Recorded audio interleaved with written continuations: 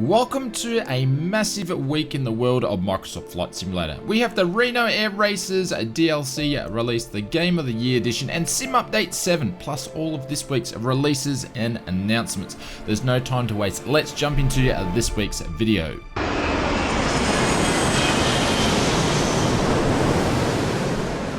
Welcome to another Microsoft Flight Simulator update video. This is where we take a look at all the news, the releases and updates and development of this new flight sim in one weekly video. Before we jump in, 75% of all viewers that do watch this channel are not subscribed. So if that's one of you, please hit that subscribe button. It is much appreciated, and hit the notification bell. Set it to all. That way you know when any video that we make and create goes live.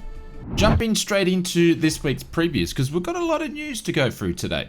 The first one is from the team at Milviz. This week they preview some new shots of their promising turboprop ATR 72-600.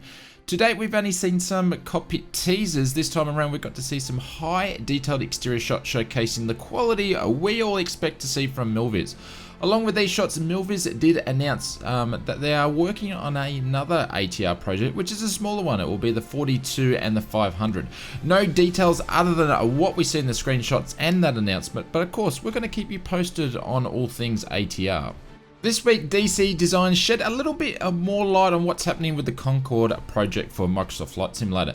The team did mention that the Concorde entire cockpit will be animated, with every single switch button and dial has been 3D rendered. A flight engineer station is required to monitor the systems during flight. And lastly, they did mention this week that DC said that the Concorde will come with its own custom flight mechanics. This allows the Concorde to fly up to speeds such as a Mach 2 and at 55,000 feet, just like the real deal. Parallel 42 is bringing the Cessna Bobcat to Microsoft Flight Simulator. The team over at Parallel 42, which is known for the career mission app The Sky Park and currently developing the YouTube sensation Trent Palmer Freedom Fox, was announced over a Milviz post this week that Parallel 42 will be taking over the development of the Bobcat. 42 did mention it will take some time, as it won't be a quick process, but the suggestion from the team for possible timeframes, there wasn't any, but of course we're going to keep you posted on the development of this one.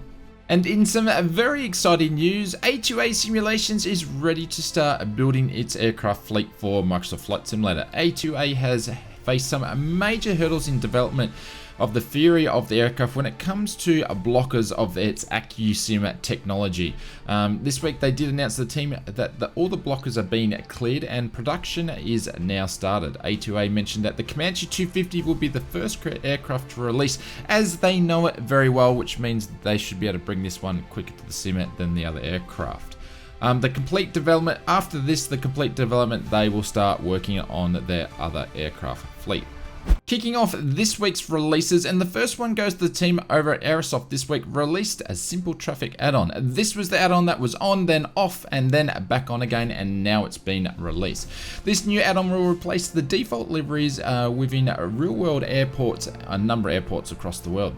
Some features include 160 airliners, over 1,400 traffic routes, no impacting frames, designed to work with AI online and AI offline, and you can pick up your copy of Simple Traffic directly from the Aerosoft store. I'll leave a link in the description below. The next release this week is Latin's VSFAR, as they release AREX tool for the Middle East and Africa for Microsoft Flight Simulator. Growing their ever range, AREX replaces the airport vehicles with the correct logos and catering trucks, fuelers and pushback trucks. Latin VFR did mention this completes the set, as now the whole world is covered with custom airports and vehicles. You can pick up your copy of AREX directly from the Latin VFR store. I believe it should hit the marketplace like all the other ones as well. I'll leave a link in the description below. Moving over to this week's development news, and there's a hanger full of the stuff. Before the release of Game Edition of the Year and Reno Air Races DLC, a Microsoft Flight Simulator team discussed some of the future of the sim in this month's development Q&A. Jorg, the head of Flight Sim, kicked off the Q&A by announcing that Australia will be the region for World Update 7, and this will be released around Australia Day on the 25th.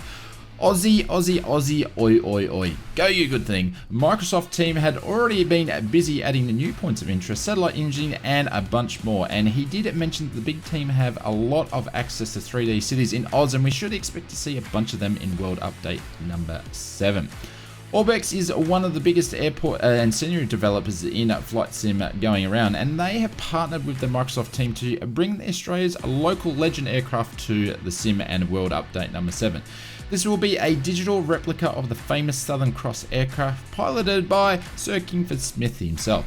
The Southern Cross is planned to be released on the same day as World Update number 7, and we should expect to see in a mission packs included with the Southern Cross, and also a manual of this iconic aircraft. Other details mentioned in the development Q&A is that supersonic flight and afterburner effects are now available for third-party developers to use, which is great news. They confirmed a partner was mentioned for the development of gliders, and Flight Sim Studios AG will be working with the team to bring gliders to life. Work has started, and it was mentioned the team has secured some great talent in the flight sim development community to make gliders the best in any sim that has gone before. Gliders should be released in 2022 sometime, but no approximate date has been given. Game of the Year is now available. Sim Update 7 version 1.21.13.0 is now released. This is a free upgrade if you currently own the sim. I have no idea why it's called the Game of the Year when it's actually a simulator, but anyways, that's Shane's 2-cent piece there. New update comes with a bunch of new content. Here's some of the highlights. First one is 5 new aircraft. The first one is a Boeing FA-18 Super Hornet. This was originally slated for the Maverick DLC that's been pushed back due to the movie being pushed back, but Asobo has released this aircraft for this update. Other aircraft is the Volo Citycopter, the Pilatus DC-6, the Cubcrafters NX Cub, and also the Aviator Pit Special. Along with the 5 additional new aircraft, we've got 5 handcrafted airports. Hopefully I can say the names correctly. First one is Halle Airport, Alagai Airport, Kassel, Lugana, Zurich, Lucerne, Patrick Space Force, and Miramar. In addition to the 8 handcrafted airports, there was 545 previously missing airports for the US have been updated and now is in the sim. We also saw 6 new additional discovery flights. New tutorial flights have been expanded, and these were produced by the team over at FS Academy, so the quality should be very good. Early access to DX12 and the development mode replay system has been added as well. We've had a bunch of new photographic cities such as Helsinki, Brighton, and Derby, Newcastle, and a few others. There's a new spotlight event which will include the F-18 Hornet. Navigation cycle of 21111 has been added, and an updated weather performance and fixes. VR is now compatible with VR controllers, which is very, very cool.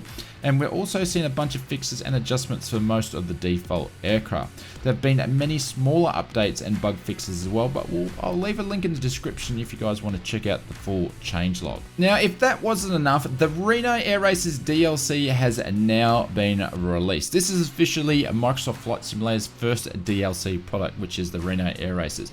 The full pack collection includes 40 unique aircraft officially licensed, which will be 10 of those are North American P-51s, 10 of them are North American T6 Texans, 10 Aero L39s, and 10 Pit Specials. All these aircraft are proven competitors in the Reno Air Race circuit, and all of them have a unique including performance.